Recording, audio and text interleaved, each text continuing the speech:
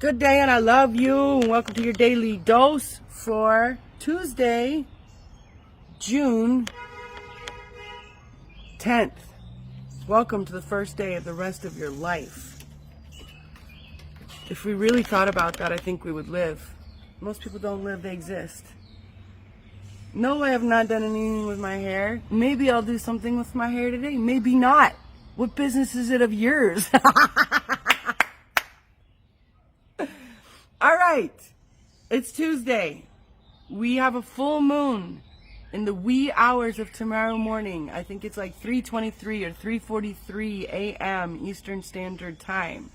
So for your full moon care, full moons illuminate. On new moons, we plant new seeds where we can't see what we're growing. And on the full moon, we get to check our growth. We are harvesting and deciding what ways are working and what ways are not. So, as the moon cycle controls life on this planet, greatly influences life on this planet. The moon is in charge of the water balance on planet Earth. Hence the fluctuation in the tides and such. Yeah, with the full moon and the new moon. And the Earth is 72% water, as are humans. 72% water. So humans are greatly influenced by the moon cycle, as is every living creature.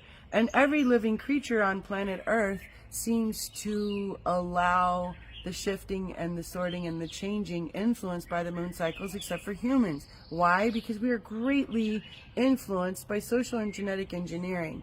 Things we think, ways we behave, crap we put on our body and in our body affect our body's ability to adhere and observe the moon cycle. If you are a female and you are menstruating and you're not menstruating on the full and the new moon, you have engineering aspects in your body because your body was made to menstruate according to the moon cycle. So we start learning in here how to manifest using the moon's energy and how to clean and cultivate our energy according to the moon cycle. Because we're mammals on planet Earth, sillies. And this behooves us. So for today, this is a full moon in Sagittarius. Sagittarius is all about the adventure. We're going to take the ride. And that's what's going on today. So I'm really intense with a lot of you today. If you're working on me with me one-on-one, I'm up your ass. I'm up your ass in here because it's that time. And now that Jupiter has shifted into Cancer yesterday, we really have a lot of chance to play with our belief systems. Jupiter is higher learning. He is, Jupiter is Zeus, Uncle Jupe. He is higher belief systems. He's really happy in Cancer. He was not happy in Gemini. So in Cancer, we get to expand different aspects of our being. Depending on your personal, your natal chart, Jupiter has now come to influence one house in your chart, and so you're going to see great changes in that house of your chart. If you're interested in learning more individually, you can book a reading with me. But for our purposes, also, Cancer is the sign of the mother and the home. So we can all expect right now that some of our maternal aspects, and what I mean by that is we can give ourselves greater self-care right now. We can learn to clue in to our own inner maternal relationship with self. Maternal relationship with self is how you get along with yourself. We're supposed to learn how to care for ourselves and to connect to self, source, and surroundings through the mother, okay? The mother is the being and the father is the doing, all right? So some of us didn't learn, like a lot of us weren't raised just because, you know, humans on planet Earth are really busy right now being bosses. I need to stop.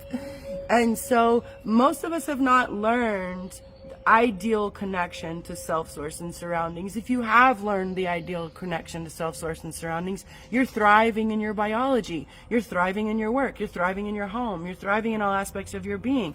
But not too many humans are there. So now that Jupiter has shifted into Cancer, we get the opportunity to get quiet and to learn more about our relationship with ourselves, our self-talk. Are we talking to ourselves? Are we making a home within that's nurturing and hospitable and cultivating better connection and higher conductivity or energy, or are we talking shit and tearing ourselves down, right?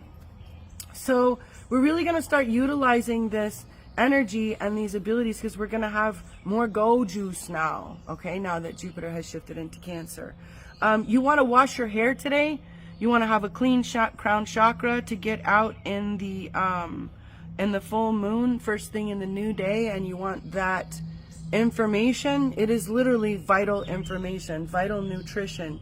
There are light codes is one thing that a lot of people talk about, but there's information that streams through the sun. There's information in the sound of this bird's voice. There's information and conductivity on new day dew.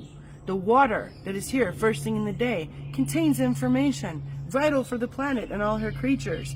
Other creatures walk outside with their bare paws and connect to it and soak it up. Not humans, right? So let's get into our nature. Let's wash our hair. Let's allow ourselves to receive all of this benevolent beauty streaming to us today. That's all I have. There is a reading today, a Tuesday Tarot reading. I put it in the meditation section because there's a super, super simple meditation that you can do playing with your hands and with your kids. If you have children, do it with your kids, because any of these modalities where you create a ritual or a ceremony is nothing more than taking energy and putting it in matter form, doing something with your hands, moving your body. When you go, those of you that go to church and drink and eat something that symbolizes something, that's what you're doing. You're creating a ceremony. You're having a ritual to what? Symbolize the... I'm not down with talking about blood and body of living creatures. That's the human sacrifice, so I ain't gonna talk about that mess. Y'all know me, but maybe that was a poor example. But let's say this: you take your hat off when you go into a building because you are symbolizing honor, duty, observance, respect. You kneel when you pray in some churches to show that you are dutiful, to show that you are getting under something greater than you, right? So if you participate in this little reading and you listen to this little card reading with your kids and you get some rocks and you play with the rocks with your children, you have effectively participated in a full moon ceremony.